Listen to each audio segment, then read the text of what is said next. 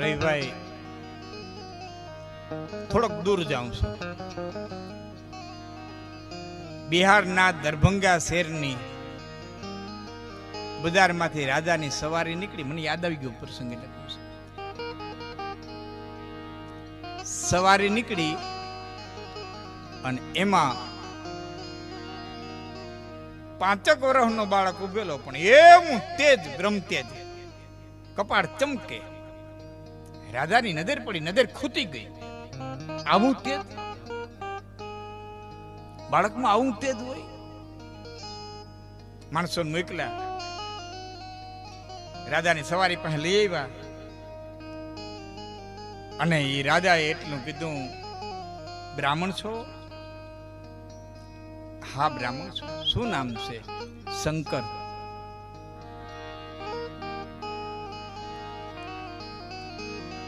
આવડે છે કઈ? આવડે છે કઈ? અને તેથી 5 વર્ષ એને પૂરા નહોતા થયા, એ બ્રાહ્મણ નો દીકરો એટલું બોલ્યો, મહારાજ બીજાની કવિતા કહું કે મારી કહું? બીજાની કવિતા કહું કે મારી કહું? કે આવડી ઉંમરમાં તમે કવિતા કરો છો? આટલી બાળકની ઉંમરમાં તમે કવિતા કરો છો? અને તેથી 5 વર્ષ પૂરા નહોતા થયા, એ બાળક એટલું બોલ્યો હતો કે મેં બાલા નૃપતિ નભે બાલા સરસ્વતી,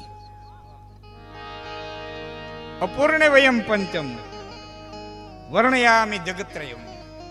મને હજી 5 વર્ષ પૂરા નથી થયા, હું 3 લોકનું વર્ણન કરી શકું. અપૂર્ણે વયમ પંચમ, મને 5 વર્ષથી પૂરા નથી થયા, વર્ણયામિ જગત્રયમ. બહુ આ સંસ્કૃત સાહિત્ય તમે રવિભાઈ તમે તો જાણતા હશો, અદ્ભુત છે એની ઉપમાઓ, અલંકારો. હા, વચ્ચે એક વાત કરી દો, મને યાદ. આમ સંસ્કૃત રહ્યું ત્યારે સભા ભરાણી આવા સંસ્કૃતના વિદ્વાનો નહીં. અને મેં એક વ્યક્તિ આવીને એમ કીધું કે મક્ષિકા પાદ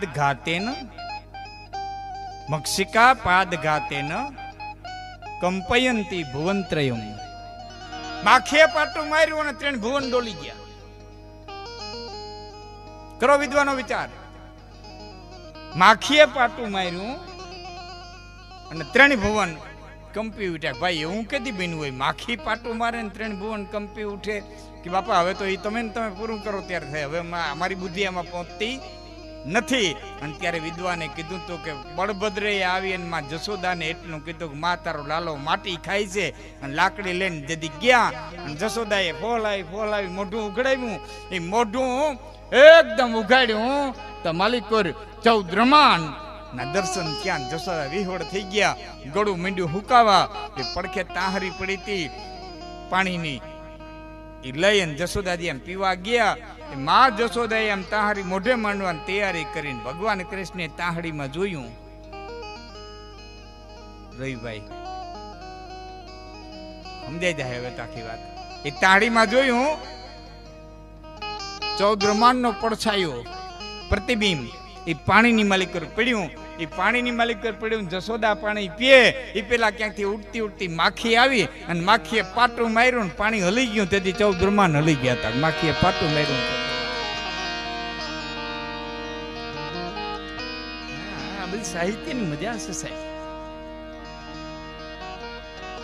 બાળકે કીધું મને 5 વર્ષ પૂરા નથી થયા, છતાં હું 3 લોકનું વર્ણન કરી શકું. અને એ તે દિવસ સાહેબ રાજા છે એ પ્રસન્ન થયા.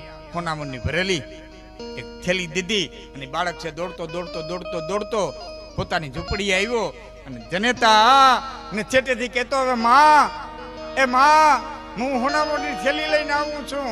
હું હોનામણની થેલી લઈને આવું છું. રાજા મારી માથે રાજી થયા, હોનામણની થેલી મને આપી. અને જનેતાએ ઝૂંપડીની બહાર નીકળીને કીધું, બેટા ઉભો રહી જાય,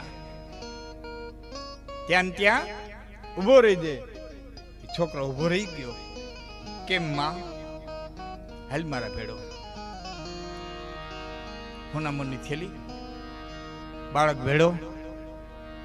બાઈ લઈ ગઈ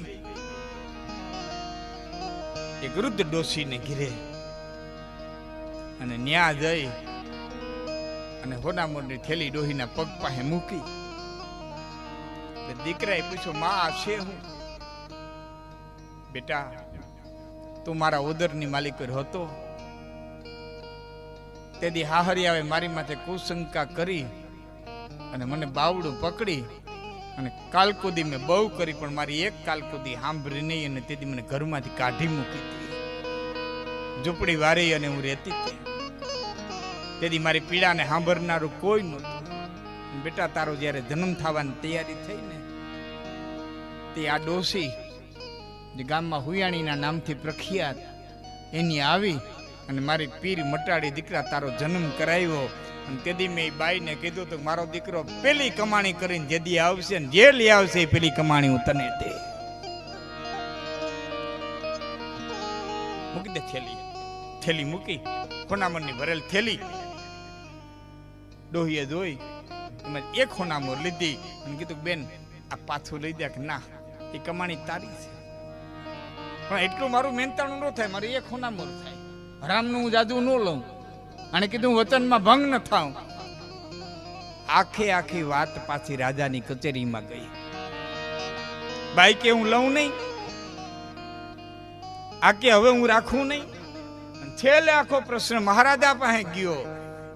રાજાને કીધું, તમે જે હોનાની થેલી આપી એમાંથી આ પ્રશ્ન સર્જાનો છે. આખી બાઈ એ વાત કરી દીધી કચેરીમાં ઉભા રહીને, આ શંકર મિશ્રા નામનો મારો દીકરો, આપણે તો નામ સાંભળ્યું છે રવિભાઈ, શંકર મિશ્રા બહુ મોટો વિદ્વાન થઈ ગયો.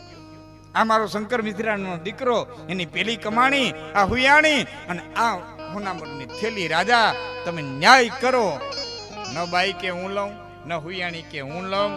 છેલ્લે કચેરીમાં એવો નિર્ણય કરવામાં આવ્યો કે દરભંગા શહેરની અંદર પાણીની બહુ તકલીફ છે, તો એક તળાવ ગરાવવામાં આવે આ ધનમાંથી, તો દરભંગા શહેરનું છે એ પાણીનું સંકટ મટે. અને સાહેબ, એ ધનમાંથી એ તળાવ ગરાવવામાં આવ્યું. આજ પણ તમે ક્યારેય જાઓ તો બિહારના દરભંગા શહેરની માલિકોર ભવાનીના મંદિરની પાછળ તળાવ છે, અને તળાવ માથે બોર્ડ માર્યો છે હુયાણીનું તળાવ.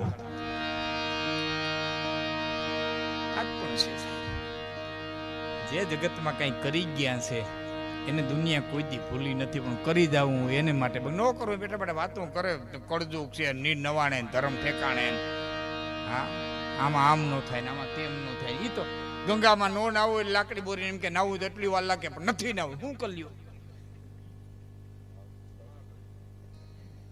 જેને કાંઈક પણ કરી જવું છે એને કોઈ કળજુગ નડતો નથી. જેને કાંઈક પોતાને થાય એટલું કરી જવાની છે. ઘર બાળીને કે તીરથ કરવાની વાત નથી. જે કંઈ કરી ગયા છે એને જગતે હંમેશા માટે